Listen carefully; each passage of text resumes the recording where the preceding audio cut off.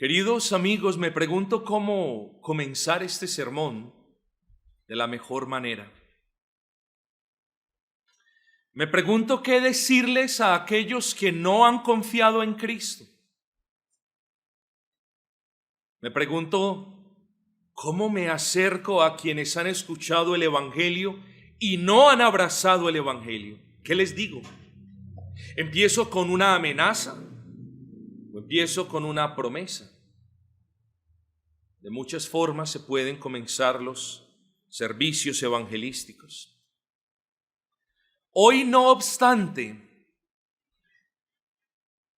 quiero comenzar este servicio leyendo el pasaje, pero sobre todas las cosas pidiéndole que vea los pasos y entienda cada paso que vamos a mencionar como aquella distancia que los separan, que separan a la persona incrédula que no ha creído el Evangelio de la muerte eterna. Así que esa es la imagen que yo le pido usted tenga en la mañana de hoy. Véase frente a un precipicio y entienda que entre usted y el precipicio solamente hay 4 pasos. Ya usted ha anduvido mucho tiempo. A usted le han hecho muchos ruegos. No son pocas las veces en las que se le ha llamado al arrepentimiento. Entonces usted ha venido caminando hacia el precipicio. Usted sabe, su conciencia se lo dice, que hay un juicio de Dios. Y en ese juicio se manifestará la ira de Dios para todos los que no creen. Usted lo sabe. Ni siquiera usted lo puede negar. Pero ya ha caminado tanto, dándole la espalda al Señor, que ahora, véalo de esta manera, usted se encuentra a 4 pasos de la muerte eterna. No le estoy diciendo que son 4 días, esto no significa que van a ser 4 semanas, tampoco 4 años, no, solo le estoy diciendo: ubíquese, ejerza la fe y mire si la argumentación es válida. Así quiero comenzar este servicio. El que no ha creído en Cristo está a 4 pasos de la muerte eterna. 4. Ya usted ha dado muchos, pero solamente está a 4. Quiero que abran sus Biblias, por favor, queridos amigos, en el Antiguo Testamento, libro del profeta Sofonías, en su capítulo número 3, y vamos a leer 2 versículos. Sofonías, capítulo número 3.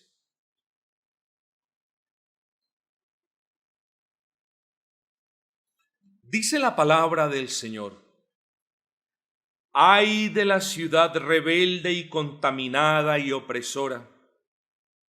No escuchó la voz, ni recibió la corrección, no confió en Jehová, no se acercó a su Dios. Este es un pasaje hermoso del libro de Sofonías, el profeta Sofonías. Un libro muy corto, un libro que hace énfasis, escúchese bien, en el día del Señor.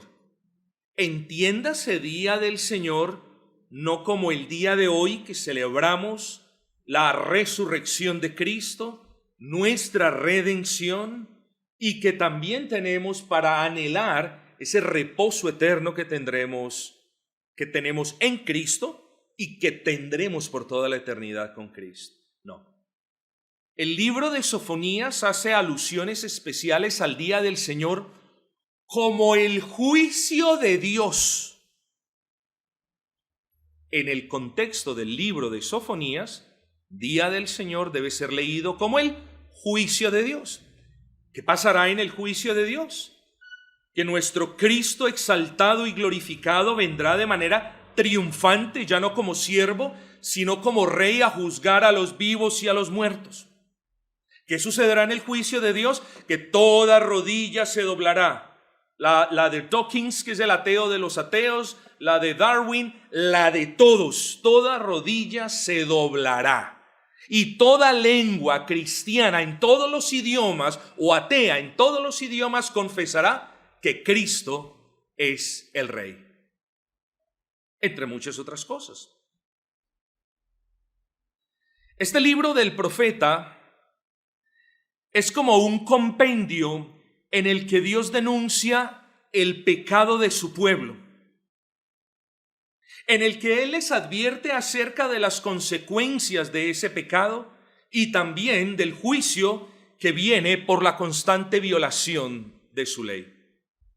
Básicamente así podemos resumir a grandes rasgos este libro profético.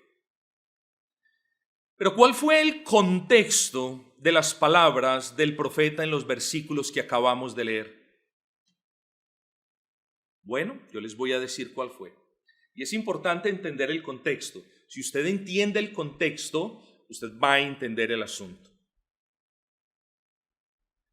Como consecuencia del pecado rampante en la nación de Israel, el reino fue dividido. A eso se le conoce como la división del reino. El reino fue dividido, quedaron 10 tribus viviendo en el norte y quedaron 2 tribus viviendo en el sur. ¿No es así? Sí. Pero el pueblo no solamente no tomó escarmiento de ese juicio de Dios, sino que siguió pecando. Entonces, el pecado causó la división y ambas naciones siguieron pecando. ¿Qué sucedió? Bueno, las 10 tribus del norte fueron invadidas por los asirios y llevados cautivos. De ahí el dicho, más perdidas que las 10 tribus del norte. No se vuelve a hacer referencia de esta nación o de estas tribus, porque fueron absorbidas por los asirios y de ahí salen lo que nosotros llamamos los samaritanos. Esos son los samaritanos. Es esa mezcla, si me puedo expresar de esa manera, entre la cultura judía y la cultura pagana de los asirios, y es esa mezcla de esa religión pagana con ese judaísmo. Y luego entonces quedan las 2 tribus del sur, ¿no es así? 2 tribus del sur que habían visto, uno, cómo el reino se había dividido y no tomaron escarmiento. 2, que habían visto cómo sus hermanos de las tribus del norte habían sido llevados cautivos por los asirios y no tomaron escarmiento. Ahora quedaban ellos, la tribu de Judá y de Benjamín. Uno hubiese pensado que los habitantes de Jerusalén, que era la capital del reino del sur, uno hubiese pensado que los habitantes de Jerusalén al menos eran personas sensatas que hubiesen mirado el juicio de Dios, el castigo de Dios y hubiesen tomado escarmiento. Pero ¿qué fue lo que sucedió? Continuaron en el mismo pecado. No tomaron escarmientos. Las 2 tribus del sur vieron el juicio que Dios había traído sobre la nación, sobre sus hermanos del norte, y pese a todo eso, pese a que vieron ciudades destruidas, pese a que vieron gente muriendo de hambre, pese a todo eso, arrogantes no se arrepintieron. Y por muy increíble que a usted le parezca eso, así es la persona que aún no ha abrazado el evangelio, así, tal como esas. Ve reprensiones, ve castigos y ella sigue dura de corazón y dice: no acepto a Cristo. Así fueron los habitantes de Jerusalén. No temieron al Señor, no se arrepintieron. No escucharon su voz, no confiaron en Él, no se acercaron a Él. ¿Y qué piensan ustedes que haría Dios? Bueno, aquí venimos al título del sermón, porque hoy les voy a hablar de 4 razones por las que viene el castigo divino. 4 razones. Quiero que vengamos entonces a Sofonías capítulo 3, versículo número 1. Y vamos a comenzar de una manera expositiva y consecutiva por varios versículos. Dice: ay de la ciudad rebelde y contaminada y opresora. El Señor estaba haciendo referencia a Jerusalén, a los habitantes de Jerusalén. Jerusalén por aquella época había visto el favor de Dios, estaba gozando de algunos beneficios del Señor. Pero esta ciudad escogió, así como escoge el incrédulo que escucha el evangelio y dice: hoy no voy a aceptar el evangelio. Esta ciudad escogió continuar siendo rebelde, es decir, esta ciudad prefirió continuar violando la ley de Dios, particularmente: no tendráis dioses ajenos delante de mí. Esta ciudad prefirió continuar en la idolatría rampante que le iba a acarrear pecado, en vez de venir delante del Señor a pedir perdón por sus pecados. Y escúchese bien, porque aquí no tenemos a un Dios queriendo castigar. Aquí tenemos a un Dios rogando, si me puedo expresar de esa manera, que el pueblo se salvase, que escucharan su voz, que se arrepintieran de sus malos casos. Como lo vamos a ver ahora, Dios no llama para castigar, queridos amigos. Dios no necesita llamar para castigar. Cuando Dios llama es porque va a salvar. ¿Acaso no se acuerdan del glorioso pasaje de Isaías capítulo 1, versículo 18? Venid a mí, porque yo os voy a castigar. No, dice: venid a mí y estemos a cuenta. Si vuestros pecados fueren como la grana, como la nieve serán emblanquecidos, y si fueren rojos como el carmesí, vendrán a ser como blanca lana. El Dios de las Escrituras es un Dios bueno, pero no confunda su bondad y no la malinterprete como debilidad. Este pueblo lo hizo. Jerusalén confundió la bondad de Dios. Ya lo hemos argumentado muchas veces. Dice el primer versículo: ay de la ciudad rebelde. Cuando nosotros tenemos a un niño rebelde, es un niño a quien le cuesta conformarse a las normas de una casa. Bueno, Jerusalén en ese orden de ideas era una ciudad rebelde. Le costaba dificultad conformarse a la ley de Dios. Pero luego dice: y contaminada. Esta palabra es muy, muy diciente. Contaminada. ¿Contaminada de qué? De las maldades de ellos. Estas personas preferían vivir sucias, contaminadas, en vez de acercarse al Dios que los había llamado por siglos a un arrepentimiento. ¿Qué cosa más extraña? En ocasiones encontramos niños que están sucios y quieren vivir sucios. Algo similar sucedió en aquel entonces. Era una ciudad contaminada de pecado que no quería ser limpiada de su pecado. ¿Qué cosa más extraña? Nosotros hay veces no vemos las realidades en nosotros, sino que las podemos ver en otros. Yo creo que es evidente en este caso. En aquellos tiempos Jerusalén era una ciudad llena de personas idólatras, apartadas de Dios y hacedores de las cosas que Dios aborrecía. Una ciudad que a sus propios ojos, yo no sé si usted se puede identificar con esto. Una ciudad que a sus propios ojos era justa. Una ciudad que reconocía que de repente hacía cosas que, bueno, eran muy buenas para Dios, pero una ciudad que nunca se creyó merecedora del castigo de Dios. Eso sucede muy a menudo con las personas que no han creído. Una ciudad rebelde, se oponía a Dios, no confiaba en el Señor. Hombre, muchas cosas son las que podemos decir. El versículo 1, en última instancia, está mostrando el pecado en el que estaba esa ciudad. Ahorita regresamos al versículo 2. Versículo 3, miren lo diciente: sus príncipes en medio de ella son leones rugientes, sus jueces lobos nocturnos que no dejan hueso para la mañana. Bueno, miren el versículo 3, habla de príncipes, habla de jueces. ¿Esto qué quiere decir? Esto me muestra, el versículo 3 me está mostrando esos líderes civiles que debían ser de ejemplo. Bueno, no lo fueron. Eran líderes civiles a quien Dios describe como lobos rapaces.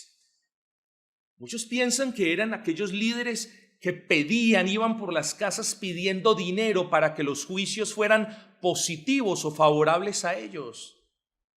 Personas que se llenaban, corruptas que se llenaban, se aprovechaban de las personas.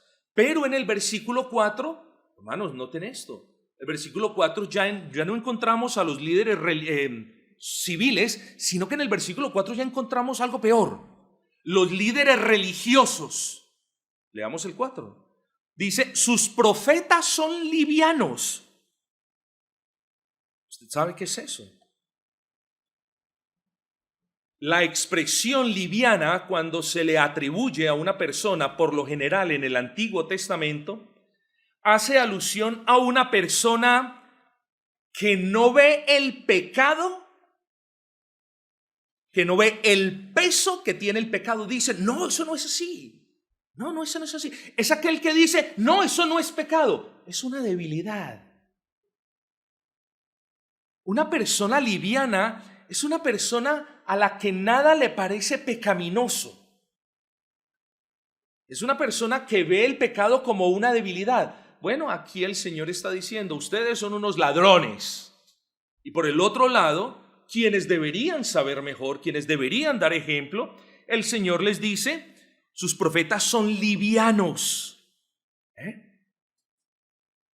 Juzgaron el pecado con liviandad. Y luego dice, falsearon la ley. O sea, le bajaron los estándares a la ley, corrompieron la ley de Dios para que las mentes perversas de esa ciudad no se fueran en contra de ellos. Porque aquí tenemos un punto, mis amados. A las personas les gusta que les acaricien el pecado, les gusta que les masajeen y que les soben el pecado sin que les duela. Cuando entonces viene una palabra y perfora el corazón y redarguye la conciencia, y Dios le habla a usted y le dice, usted es ese pecador, tal y como se lo dijo Natán a David, usted es ese hombre, ya a la persona no le gusta que lo desafíen, no le gusta que se metan tanto en la casa de su espíritu. Bueno, así también era en aquel tiempo. Desde que los líderes favorecieran sus juicios y desde que los sacerdotes y profetas no profetizaran nada negativo, donde no hablaran del pecado, todo estaba bien. Pero este profeta, hablando en el nombre del Señor, les dijo, va a venir castigo. Y claro, ese tipo de profecías ellos no las querían. Eso es la enseñanza global del versículo número 4. Versículo 5 dice, entonces miremos la imagen mental, me excusan. Tenemos una ciudad idólatra, una ciudad impenitente, una ciudad rebelde. Háganse la imagen. Una ciudad rebelde, una ciudad impenitente, una ciudad sucia, manchada por sus propios pecados. Tenemos dirigentes civiles corruptos que roban, que se aprovechan. Tenemos líderes religiosos que no ven el pecado como una ofensa a Dios, sino como una debilidad. Tenemos profetas que le hablaban pacífico al pueblo para que ninguno de ellos se ofendiera y para que siguieran yendo al templo y ofrendando. Así se le hablaban a estas personas. Miren el estado de esa ciudad. Y de repente, como en esa narrativa, irrumpe el Señor en el versículo 5 y dice, Jehová en medio de esta ciudad malvada es justo. Hay veces nosotros pasamos por estos pasajes y no vemos la importancia de un solo versículo. Jehová en medio de ellas es justo. Amigos, ¿se ha puesto a pensar qué implica o qué significa la expresión Dios es justo? ¿Sabe usted qué significa Dios es justo? A veces no lo sabemos explicar. Bueno, entre muchas cosas que podemos hablar, Dios es justo, como nos lo indica el versículo 5, significa que Él es santo y puro en todo su ser y que, escúchese bien, no hay nada de lo que Él diga, piense o haga que sea imperfecto. Así que cuando usted piense o lea Dios es justo, lo que usted en efecto está leyendo es que Él es perfecto, correcto e inmaculado en toda su palabra y en todas sus providencias, es decir, en todo lo que permite que suceda. Nunca, por favor, por el bien de su alma, no por la mía, nunca se atreva a cuestionar la justicia de Dios porque un familiar se muere o porque un tsunami destruye muchas cuestiones. Por esas cosas debemos postrarnos delante del Señor, pedirle al Señor que les conceda alivio. Si es que hay alguna manera en la que podemos ayudarlo, podemos hacer. Pero cuestionar una providencia del Señor es poner en tela de juicio la justicia misma de Dios. Las providencias de Dios no las cuestionamos, las aceptamos de manera humilde. Eso no es derrotismo, eso no es conformismo, eso es piedad bíblica, mis amados hermanos. Porque el que no agradece la provisión es un desagradecido, pero el que no agradece las providencias, hermanos, está descontento con el gobierno de Dios y está poniendo en tela de juicio su justicia misma. Decir que Dios es justo es afirmar que Él trata con absolutamente toda la raza humana de manera tal, escuches esto, que nadie recibe lo que no merece. O se lo voy a poner en términos positivos. Cuando usted piense en la justicia de Dios de inmediato, piense en la perfección, piense en que todo lo que Él dice, hace y piensa es correcto, perfecto, sin mancha, sin mácula, pero piense también en la justicia retributiva. Es decir, que todos nosotros, el hermano, la hermana, el amigo, todos nosotros vamos a recibir lo que merecemos. Dios nunca, ojo con esto, Dios nunca le va a dar a una persona, nunca le va a dar a una persona que ha despreciado el evangelio, que ama sus pecados, que esconde sus pecados. Dios nunca le va a dar a esa persona algo que no se merece. Si Dios le da a esa persona algo que no se merece, Dios sería injusto. A una persona de esas Dios le da el lugar que merece. Es sencillo. Así que nosotros no deberíamos estar preocupados o angustiados por ¿será que Dios me va a dar esto o aquello? No, Dios nos da a cada uno lo que merecemos. Bueno, en ese orden de ideas entonces, llegamos al versículo 5, Dios irrumpe en medio de esa situación, del estado de esa ciudad y dice, yo soy justo. Yo soy santo. Ojo con esto. Es Dios diciéndoles a ellos por medio del profeta, yo soy justo, yo soy santo, en mí no hay iniquidad. Es Dios diciéndoles a ellos, mi luz saca a flote vuestras oscuridades. Pero a ustedes eso ya no les importa. ¿De dónde sacamos eso?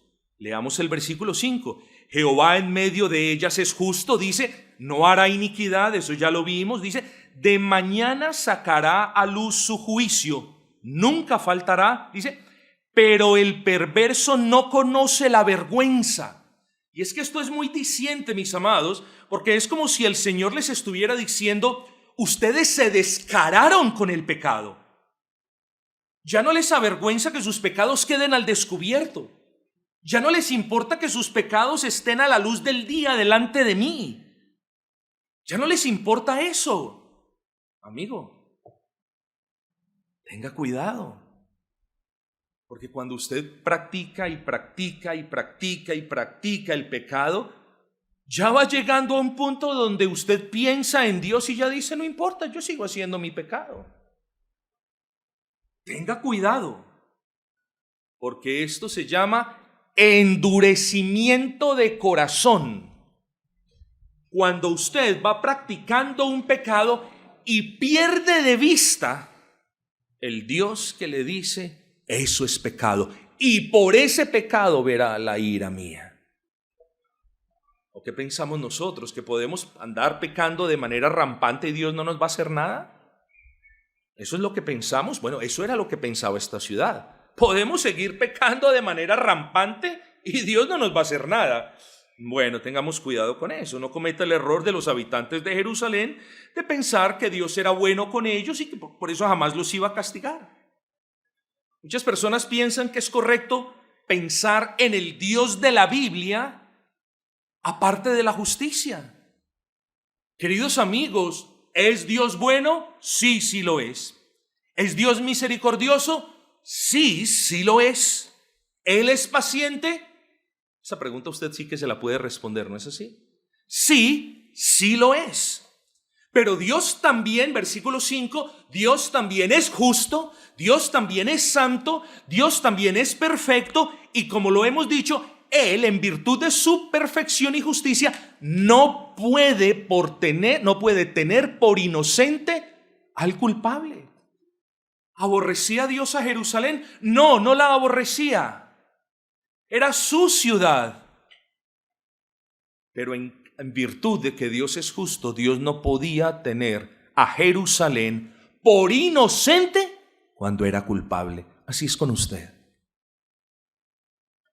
Dios no lo puede tener a usted por inocente cuando usted no ha querido abrazar el evangelio, cuando usted quiere seguir en sus pecados. Dios no lo puede tener a usted por inocente.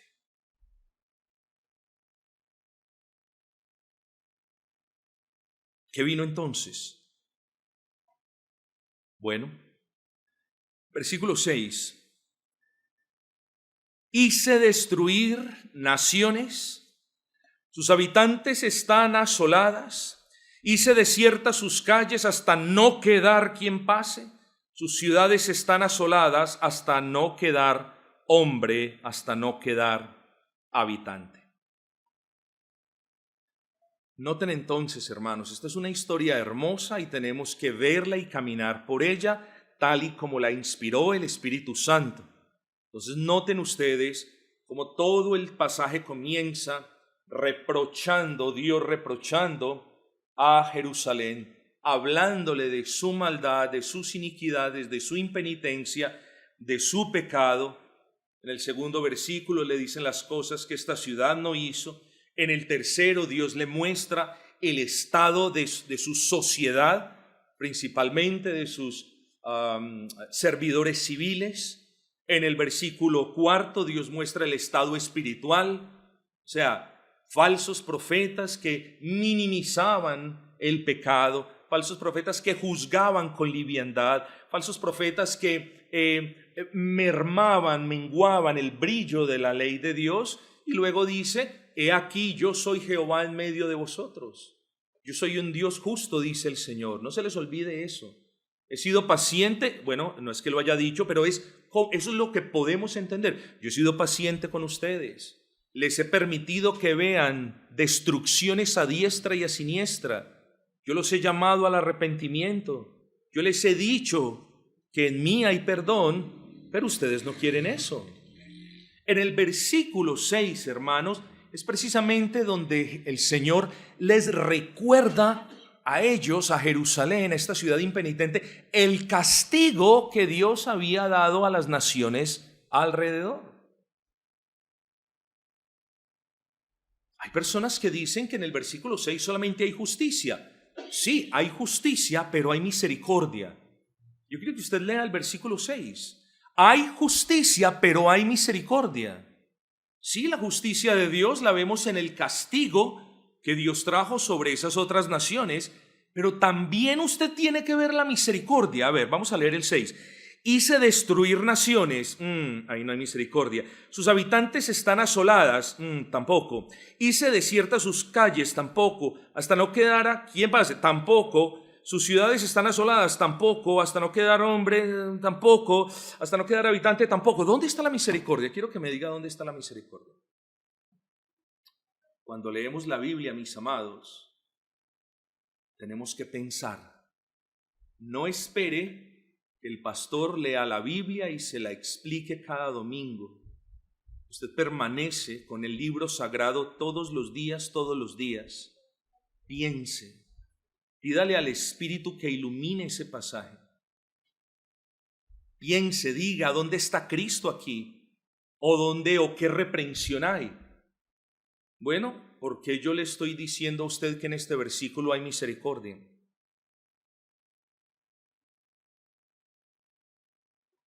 Porque Dios, pudiendo castigar a esa ciudad impenitente, no la castiga, sino que le pide que recuerde y que mire el castigo que Dios le ha dado a otras ciudades por el mismo pecado que estaba cometiendo Jerusalén.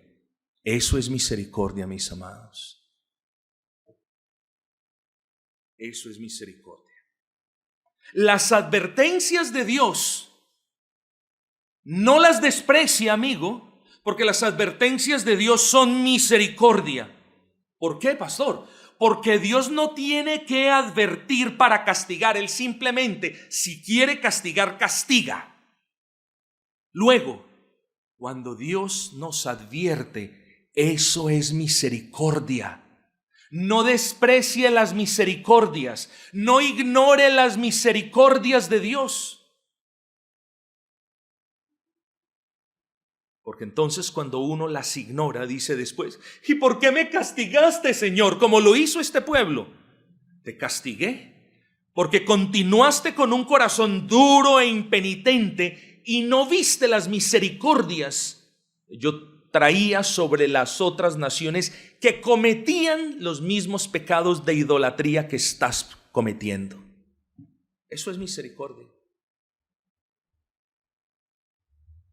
Por eso cuando Dios le advierte a un pecador del castigo que puede venir sobre ellos si no se arrepienten, como yo estoy haciendo hoy en el nombre del Señor, generalmente tiene como propósito llamar al arrepentimiento.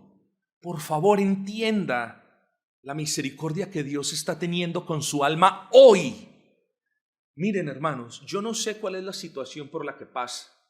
Yo sé que aquí probablemente hay algunos amigos que no han abrazado a Cristo. Probablemente ese puede ser el caso.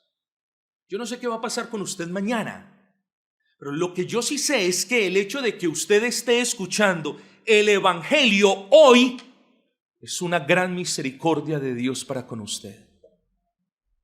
Si Dios hubiera querido, lo hubiera consumido ayer por la noche y hoy su familia estaría lamentando su muerte y nosotros probablemente diciendo, no quiso escuchar el Evangelio. Tantas veces que se sentó y no quiso abrazar la promesa. O sea que hoy es día de misericordia, mi amado. No mañana, ya mañana no sé, pero hoy es día de misericordia en tanto que usted está escuchando, va a escuchar el Evangelio en un momento y en tanto que Dios no lo ha castigado a usted. No se confunda. Si Dios no lo ha castigado a usted, no es porque usted sea bueno. Jerusalén no era buena. Si Dios no lo ha castigado a usted, amigo o amiga, es porque Dios es misericordioso. En el versículo número 6, cuando Él le repetía a Jerusalén lo que Él había hecho, a diestra y a siniestra por esos pecados, Él tenía como propósito ese arrepentimiento, mi amado. De verdad que sí, eso es misericordia. Juicio es que usted no escuche la voz de Dios. Eso sí es el juicio más grande de todos. Juicio es que usted no vea su pecado, que usted lo practique, pero luego diga, eso no es pecado, eso es juicio de Dios. Y es juicio de Dios porque tiene el alma enceguecida, no lo puede ver. Juicio de Dios es que usted sea castigado en el día del Señor, de acuerdo con el contexto del libro del profeta Sofonías. Juicio de Dios es que yo lo llame a usted al arrepentimiento, que le explique quién es Cristo y qué fue lo que Él hizo en la cruz del Calvario, además de toda la vida santa, y que usted diga, no lo necesito. Eso es juicio de Dios. Misericordia es que Dios le diga a usted por medio de esta palabra, usted es pecador. Eso es misericordia, no la desprecie. Misericordia es que Dios le recuerde a usted la necesidad que tiene de arrepentirse. Eso es misericordia, no lo desprecie. Bueno, lo mismo tenemos en el versículo 6. A una ciudad impenitente Dios le dice, miren todo lo que hice. Miren todo lo que hice cuando dividí vuestro reino. Miren todo lo que le hice a sus hermanos de las tribus del norte. Mire todo lo que he hecho con las naciones paganas alrededor de ustedes.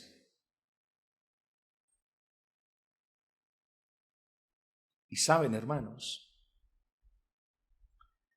quiero que lea con todo su corazón la primera frase del versículo 7. Y dice, dije, ciertamente me temerá, ciertamente recibirá corrección y no será destruida su morada según todo aquello por lo cual la castigué. Paremos ahí. ¿Vieron que tenía razón? El Señor era misericordioso, les recordaba que miraran todo el mal que las naciones paganas habían traído sobre ellas, incluso que sus hermanos de las tribus del norte. El Señor está razonando con ellos, les habla del juicio, todas estas cosas, pero la primera frase del versículo 7 es impactante para mí, porque de una manera, cierto, una antropopatía, el Señor les dice, es como si el Señor hubiera dicho en esta antropopatía del versículo 7, yo pensé que a esta gente le quedaba un poco de sensatez. Yo pensé que hablando, es como si, yo pensé que a esta gente de Jerusalén, hablándole, razonando con ella, mostrándoles el pecado, mostrándoles el estado terrible en el que estaban, yo pensé, versículo 7, yo pensé que me iban a temer. Hombre, sabemos que el Señor lo sabe todo, ¿cierto? Esta es una manera, un sentimiento humano atribuido a la divinidad. Entonces, por eso se llama antropopatía. Entonces, regreso. Yo pensé que ustedes iban a tomar escarmiento.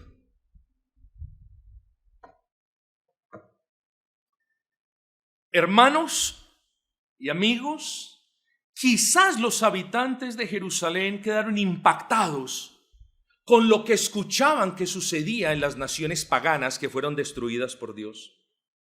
Quizás quedaron en shock por la ruina que les contaban los viajeros de lo que había hecho Jehová en juicio contra una nación pagana.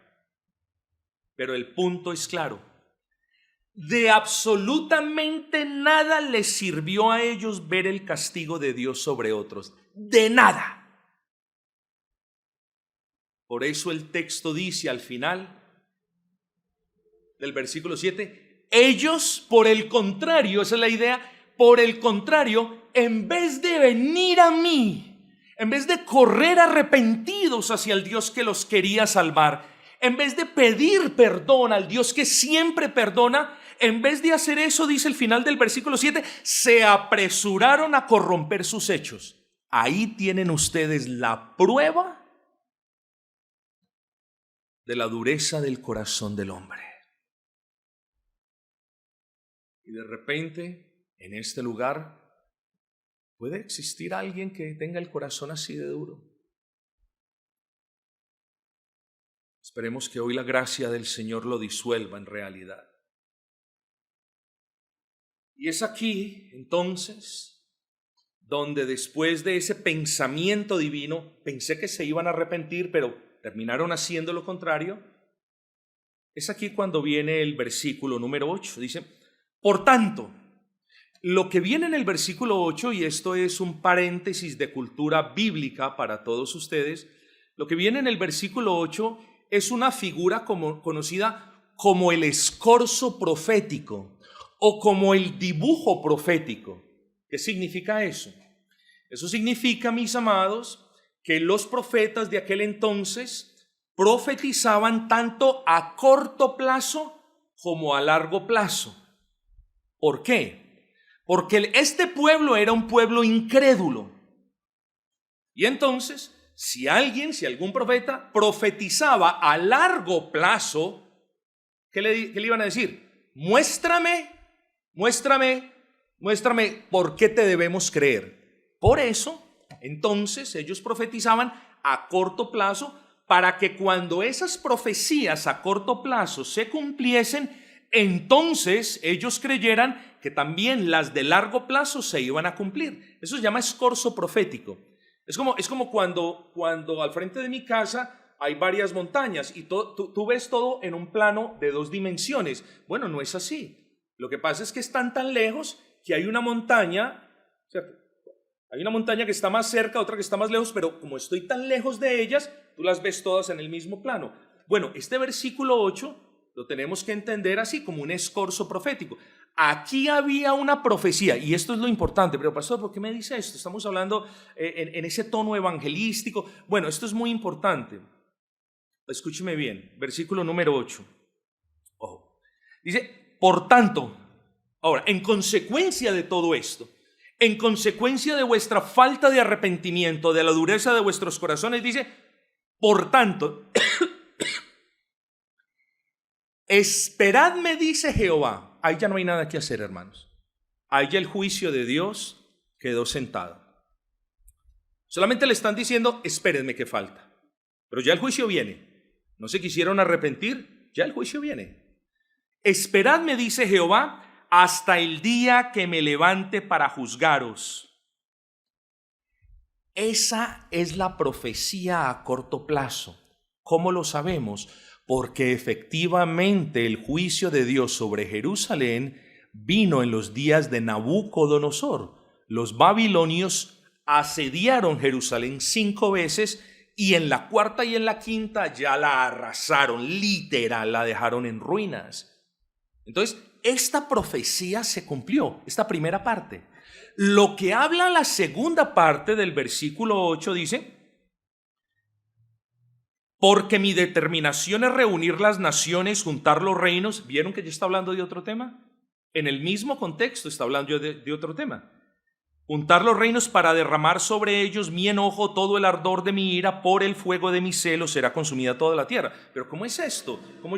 Bueno, lo entendemos porque es una manera profética de hablar. La primera parte es para ustedes, señores de Jerusalén. La segunda va a ser para el juicio, el día del Señor, en el fin del mundo.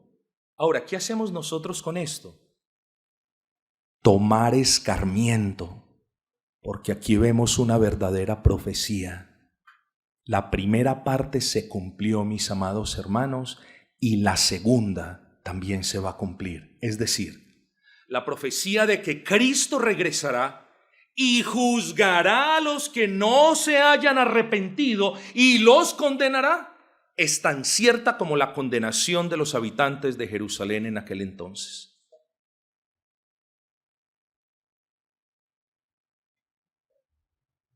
Pero ya hemos hablado mucho de este contexto, ya hemos expuesto todo, ya hemos hablado mucho de Jerusalén.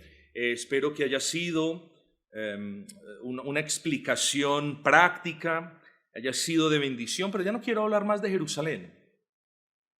Quiero hablar de usted. Sí, de usted. Del hombre que está sentado que no ha abrazado a Cristo. De la mujer que está sentada en este lugar y que no ha creído en Cristo. De usted quiero hablar. ¿Acaso usted será castigado como lo fue Jerusalén?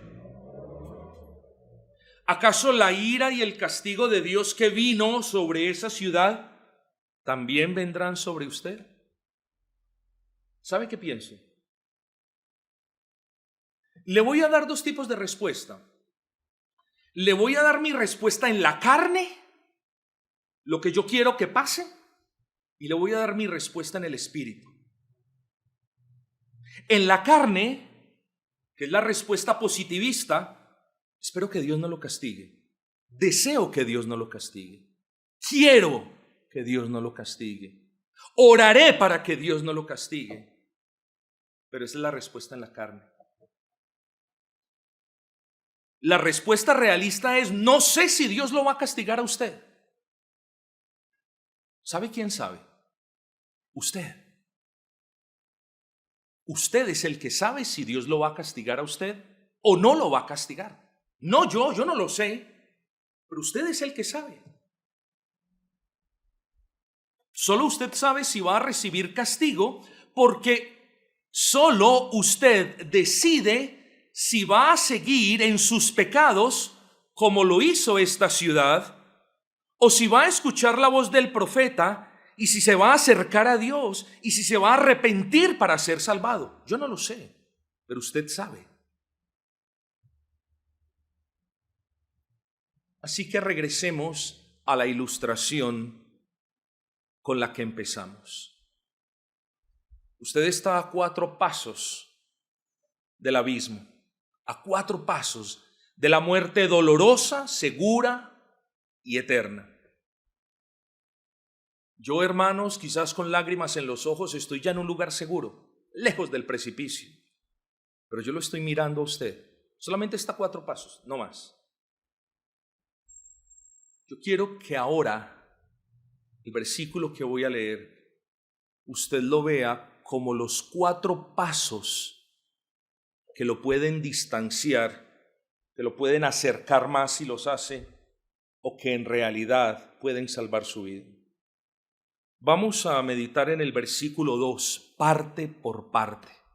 Recuerda el título del sermón: 4 razones por las que viene el castigo de Dios. Le voy a dar la primera razón por la que viene el castigo de Dios. Versículo 2. No escuchó la voz de Dios. La primera razón: no escuchó la voz de Dios.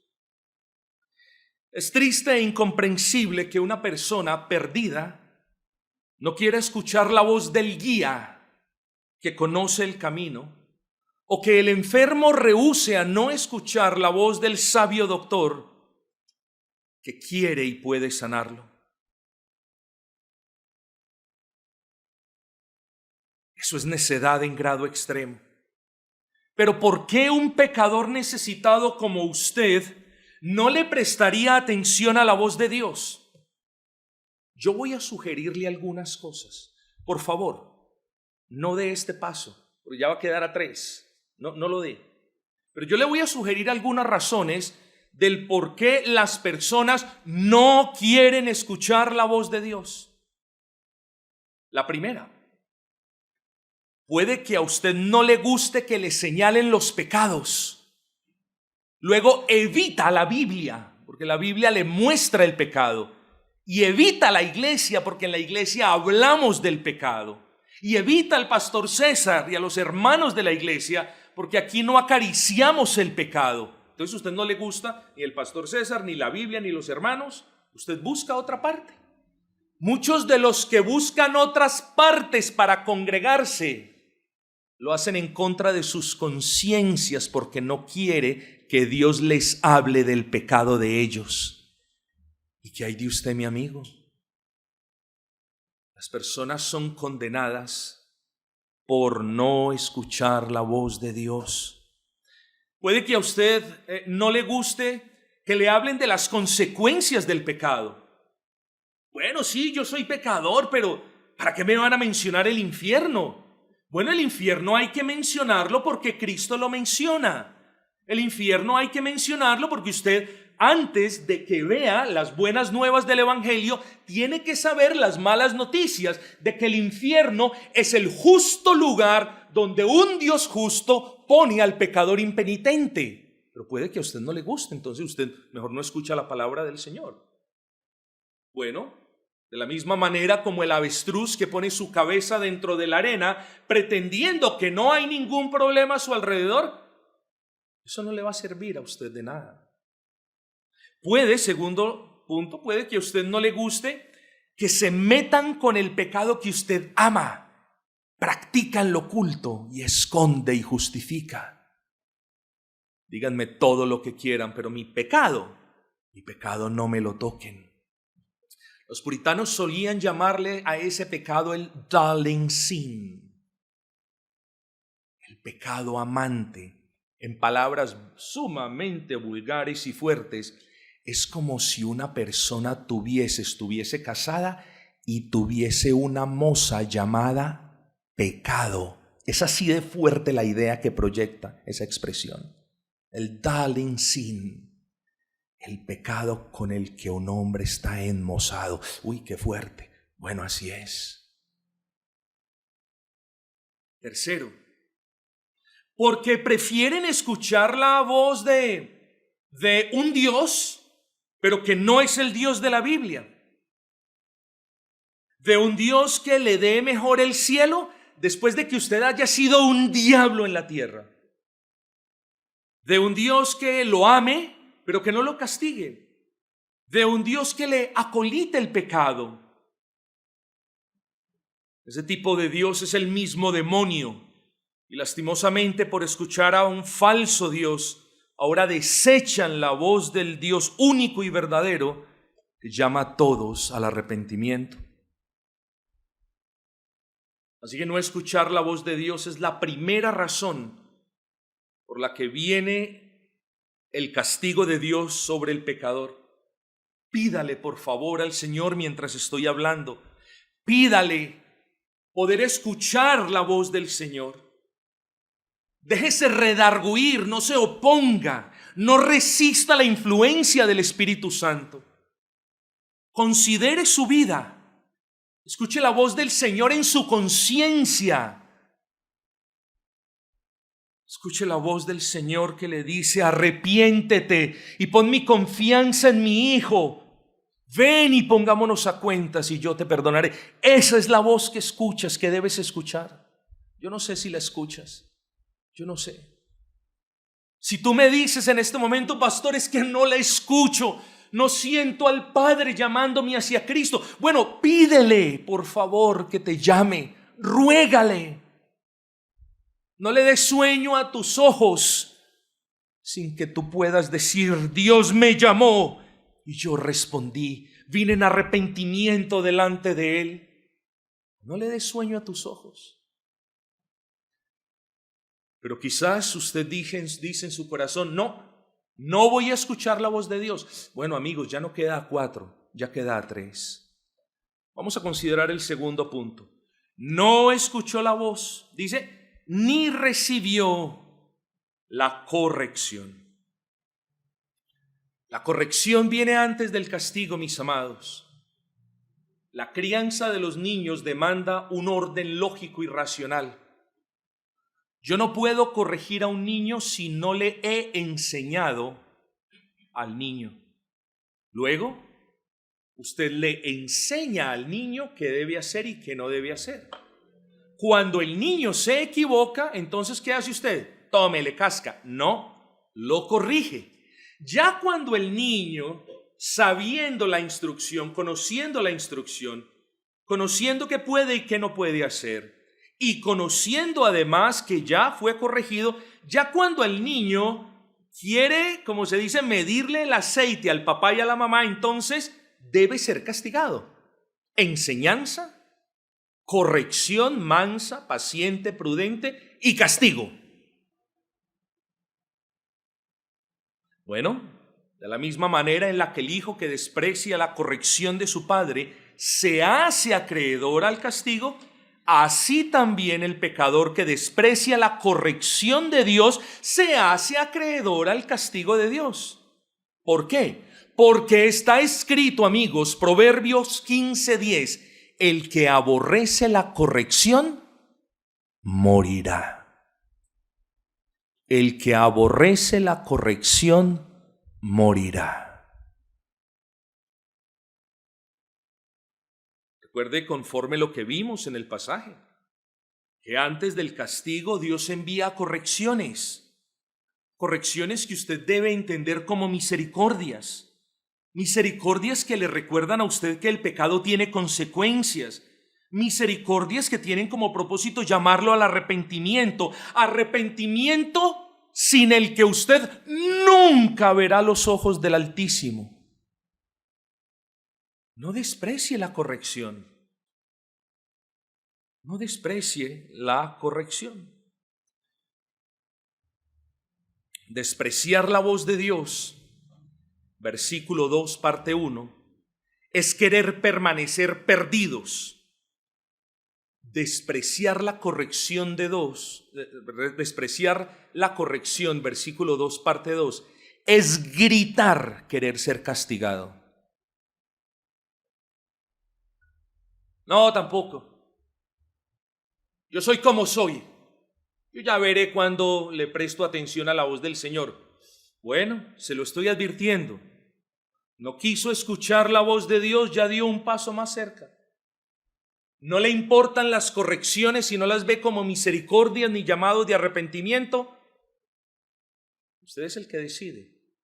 Ya está 2 pasos más cerca. La tercera razón. No escuchó la voz ni recibió la corrección. Dice, no confió en Jehová. ¿Qué razón tenían los habitantes de Jerusalén para no confiar en Dios? Ninguna.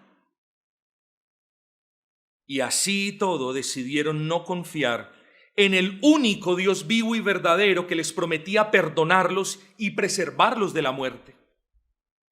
Si hubieran confiado en Dios y en sus promesas, y si se hubieran arrepentido, Dios los habría salvado. Dios los habría librado de las consecuencias de sus pecados. Dios les habría prolongado sus días sobre la faz de la tierra. Pero no. Ellos confiaron, recuerdan, aquí es donde es bueno mirar todo el contexto. Ellos confiaron en las voces de los que le decían, eso no es pecado, no es para tanto. No es, de aquí han salido, han desfilado por este humilde santuario personas que se han ido molestas porque se les ha hablado del infierno y de las consecuencias del pecado. Claro, confían en las voces de los falsos maestros que les dicen, no va a venir consecuencias sobre ti. En esa iglesia son extremistas. No, hermano. No quisieron confiar la voz del profeta que les hablaba en el nombre de Dios. Confiaron más bien en quienes sobaban y acariciaban sus pecados. Confiaron en ellos mismos. Ustedes ya lo saben, este fue el pueblo que dijo, ¿quién nos va a salvar? No, Dios no es, no, Él no nos va a salvar, no. Egipto nos va a salvar. Vamos a contratar esto fue lo que pasó en realidad, vamos a contratar unos mercenarios egipcios para que vengan a nuestra ayuda, nos colaboren y nos libramos de todas las amenazas. No fueron salvos porque no confiaron en Jehová, sino que confiaron en los falsos pastores y maestros de aquel entonces, porque confiaron en otras naciones y porque confiaron en ellos mismos, mis amados. Por favor, ahora que escuche el Evangelio, yo le pido que no cometa el horror de despreciar la promesa que Dios le hace de perdonarlo para siempre por medio de la fe en Cristo. Yo le pido que no se acerque a abrazar el Evangelio, hay para todos, pero no se acerque a abrazar el Evangelio con la más mínima convicción de que en usted hay algo bueno o noble que lo haga acreedor a la salvación. Porque está escrito también, en ningún otro hay salvación, porque no hay nombre bajo el cielo dado a los hombres en el que podamos ser salvos. No hay nombre. salvo el nombre de Cristo. Amigo, usted dice, no. Yo no confío en lo que usted me está diciendo. Voy a buscar otra iglesia donde me hablen un poco más suave, donde no me hablen tanto del infierno, donde me prediquen un Dios de amor, un Dios hermoso, un Dios de amor.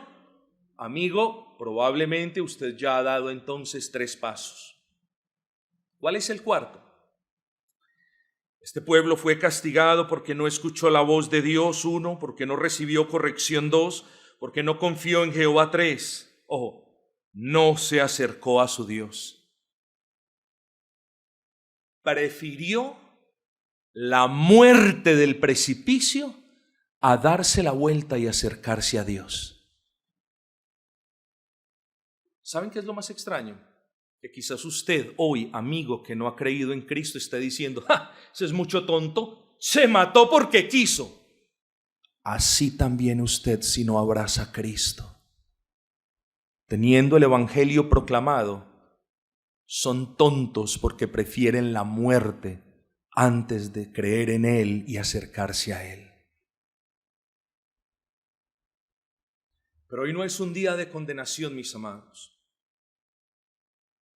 Hoy es día de salvación para todo aquel que humilde escucha la voz de Dios, que recibe humilde la corrección, que confía en Jehová y se acerca a Él para pedir perdón. Hoy hay salvación para todos aquellos, incluso que ya han dado 3 pasos. Hoy hay salvación para todos aquellos que incluso están justo en el borde. Porque hoy la misericordia del Señor sigue fluyendo y la validez del evangelio sigue estando en pie. Acérquese a Dios, amigo. Y yo le voy a ayudar, no a acercarse porque nadie lo puede hacer, pero déjeme ayudarle en la manera como se debe acercar a Dios. En primer lugar, acérquese a Dios entendiendo que Él es quien lo llama.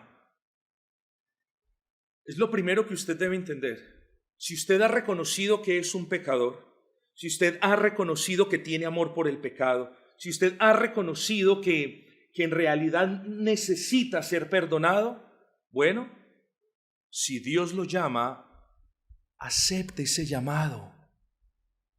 Dios no lo está llamando para que vaya a un lugar o para que vaya a una parte. No, ahí mismo donde está sentado, Dios lo puede estar llamando.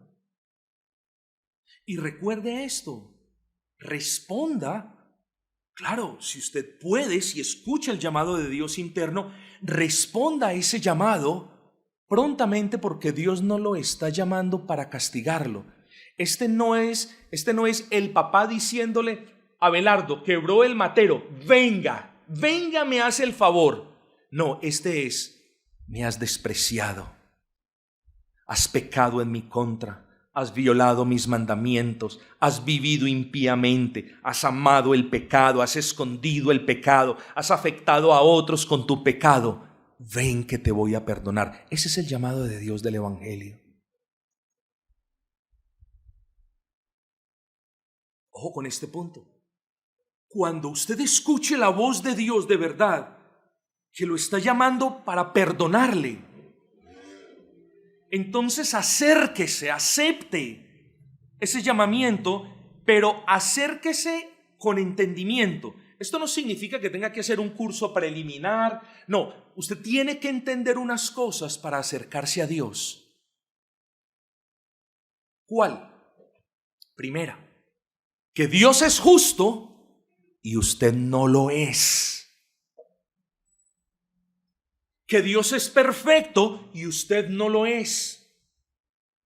Que Dios tiene que castigar al culpable y usted es culpable. Por favor, no se acerque a Dios diciendo, pero Señor, yo, acuérdate de lo que hice cuando tenía 10 años que le regalé un mercado a doña Gertrudis. Acuérdate de la benevolencia que tuve cuando este amigo tenía sed.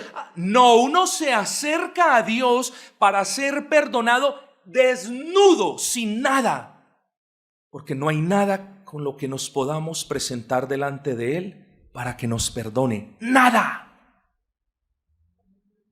Si usted se viene a acercar con una buena obra, no se acerque porque no va a ser recibido. Qué cosa más extraña, ¿eh? Si usted se viene a acercar al Señor, Señor, perdóname, pero porque yo doy ofrendas en la iglesia, no se acerque porque Dios no lo va a recibir. Para ser perdonado, a Dios nos tenemos que acercar desnudos y despojados de toda obra, porque todas las obras son como trapos de inmundicia delante de Él. Acérquese a Dios sabiendo que Él es justo, ya lo dije, y que Él no me puede tener a mí culpable como inocente. No se acerque a Dios pensando, bueno, aquí yo voy a encontrar ya, a ver, Señor, ¿cómo? No, yo me acerco a Dios para ser perdonado, sabiendo que yo merezco por Él ser castigado. No se te olvide. Yo me acerco a Dios para ser perdonado, sabiendo y entendiendo que me acerco porque merezco ser castigado.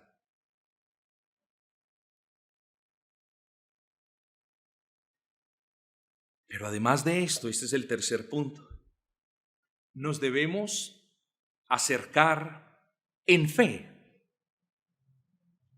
Es decir, con la convicción de que Dios va a perdonar mis pecados y mis iniquidades por gracia, sin nada de lo que tenga, sin nada de lo que haga, sin nada de lo que pueda hacer. Por favor, no se acerque a Dios para que Dios lo perdone de esta manera. Señor, te prometo que nunca vuelvo a pecar. No, va a volver a pecar, como todos después de nuestras conversiones.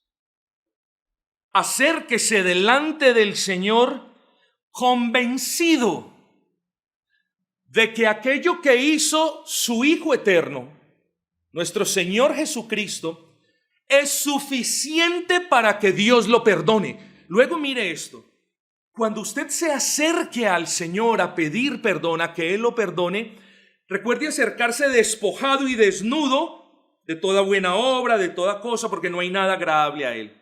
Lo único que a Dios le agrada y lo único que Dios pide es que nos acerquemos a Él arrepentidos y diciendo, Señor, quisiera creer más en Cristo, pero ahora solo puedo creer esto.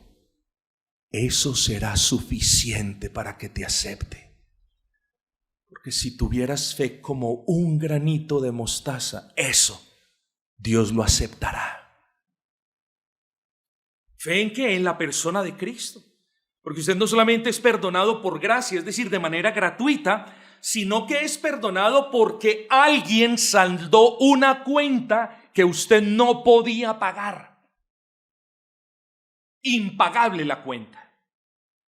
Y ese alguien es aquel cuyo nombre es Jesucristo, quien hace más de 2000 años tomó sobre sí, sobre Él, los pecados suyos, para que castigado en la cruz del Calvario, usted se pueda acercar de manera libre al trono de gracia y estar convencidos de que sus pecados son perdonados. ¿Sobre la base de qué? Por gracia, de manera gratuita, pero sobre la base de que usted creyó que Cristo Jesús murió por usted. Sobre esa base de que Cristo Jesús sufrió en cuerpo y alma por sus pecados y que en un espacio de 6 horas tanto el alma como el cuerpo del Señor Jesucristo sufrieron el rigor de la ira de Dios. En otras palabras, sufrió el infierno que sus pecados merecen, pero que ahora ya no tendrá que vivir. ¿Por qué? Porque aquel en el que usted confió ya lo vivió y sufrió por usted. Pero no solo eso, porque si Cristo solo hubiese muerto por sus pecados, el Padre le dice, bueno, yo lo perdono de sus pecados, la cuenta ha sido saldada. Muy bien, ahora apártense de mi presencia. Ya no van a sufrir infierno, apártense de mi presencia. Cristo no solamente murió por usted. Cristo vivió la vida perfecta bajo la ley, en obediencia absoluta bajo la ley que ni usted ni yo podemos vivir. Por eso, cuando usted cree en Cristo y se acerca a Dios a pedirle perdón, Él no solamente le dice, tus pecados son perdonados, sino que te adopta en su familia para que disfrutes de su presencia para siempre. Sin merecerlo, ahora Él te ha dado el cielo que no mereces. Y lo que te merecías, el infierno, no te lo ha dado. Cristo lo sufrió por ti. 5 consejos en uno, ya terminé. 2 negativos, 3 positivos. No desprecie la voz de Dios. No desprecie su corrección. Confíe en Dios. Crea las promesas que yo le he hecho en el nombre de Dios en esta mañana y acérquese a Dios para ser perdonado. 4 razones por las que Dios castiga el alma del pecador. 4 pasos antes del precipicio, como usted lo quiera ver. Pero he aquí el evangelio ha sido proclamado.